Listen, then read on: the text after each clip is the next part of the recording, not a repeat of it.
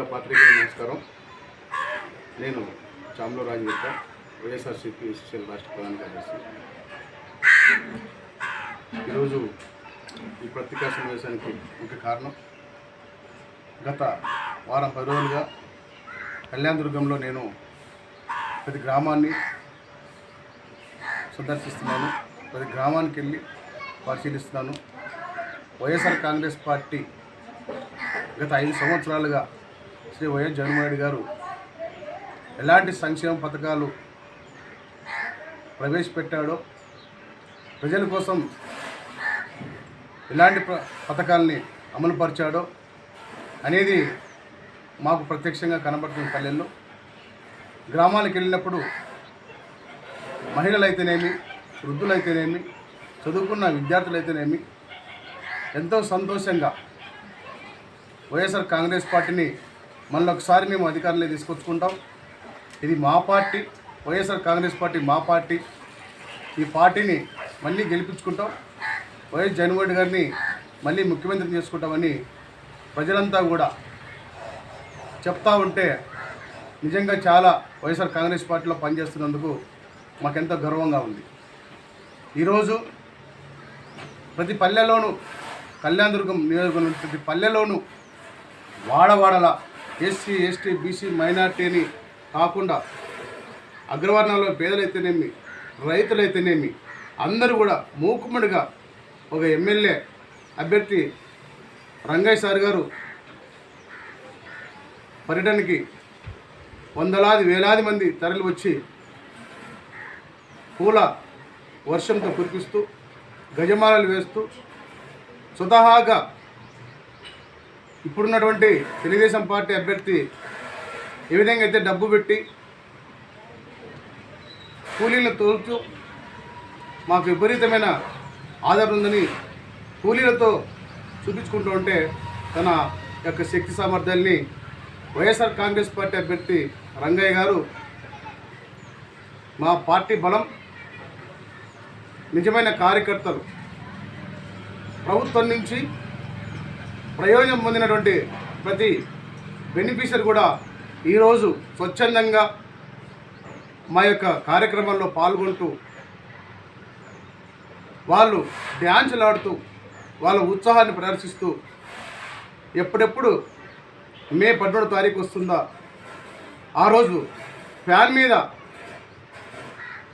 Fan గుర్తు మీద ఓటేసి రంగయ్య గారిని ఎమ్మెల్యే అభ్యర్థిగా,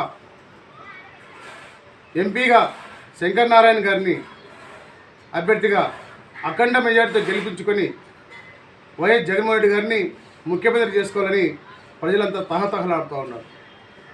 ఈరోజు చంద్రబాబు నాయుడు గారు కావచ్చు, లేదంటే కళ్యాణదుర్గం ఎమ్మెల్యే అభ్యర్థి సురేంద్రబాబు గారు కావచ్చు, డబ్బుతోనే అన్నీ జరిగిపోతాయని చెప్పేసి ఈరోజు భ్రమలో ఉన్నారు, కలలు కట్టున్నారు.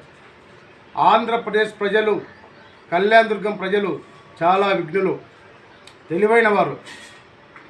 మీరు ఓటుకు 10,000 ఇచ్చినా కూడా ప్రజలు తీసుకునే పరిస్థితుల్లో లేరు.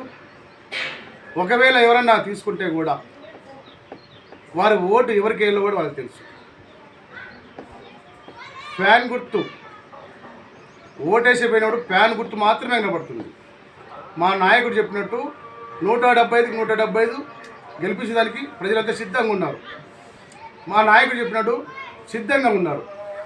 ఎందుకు సిద్ధంగా ఉన్నారంటే, మా పిల్లలు ఇంగ్లీష్ మీడియం చదవాలి అంటే కార్పొరేట్ స్కూళ్ళలో చదివే పెద్ద పెద్ద భూస్వాముల పిల్లలతో పోటీ పడాలంటే వైఎస్ఆర్ కాంగ్రెస్ పార్టీ కావాలని చెప్పేసి అందరూ భావిస్తున్నారు. రైతు భరోసా కావాలంటే వైఎస్ఆర్ కాంగ్రెస్ పార్టీ కావాలనుకుంటున్నారు. విద్యార్థి వసతి దీవెన కావాలంటే, విద్యా దీవెన కావాలంటే, విదేశీ విద్య కావాలంటే, ఆదరణ కావాలంటే, భరోసా కావాలంటే, ఏ పథకం రావాలన్నా కూడా శ్రీ వైఎస్ జగన్మోహన్ గారు ముఖ్యమంత్రి కావాలా, రంగయ్య గారు ఎమ్మెల్యే కావాలా అని ప్రజలంతా కూడా ముక్తకంఠతో కోరుకుంటున్నారు. తప్పకుండా కళ్యాణదుర్గంలో ఉన్నటువంటి ప్రజలు అఖండ లాస్ట్ 25,000 మెజార్టీ లాస్ట్ గవర్నమెంట్లో గత ఎమ్మెల్యేకి ఇచ్చారు. ఈసారి రంగయ్య గారికి జిల్లాలోనే అత్యధిక మెజార్టీ విఘ్నులైనటువంటి కళ్యాణదుర్గం ప్రజలు ఇవ్వబోతున్నారు.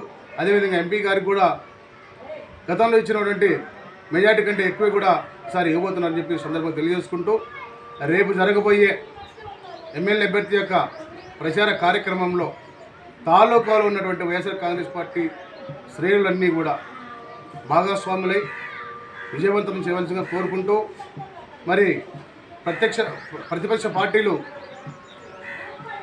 డబ్బుల సంచులతో మన గ్రామాల్లోకి వస్తున్నారు. వాళ్ళ కళ్ళబొల్లి మాటలు నమ్మకండి. ఈరోజు 100 రూపాయలు పెట్టినోడు రేపు 1000 రూపాయలు లాభం పొందడానికే డబ్బు ఖర్చు పెడతాడు.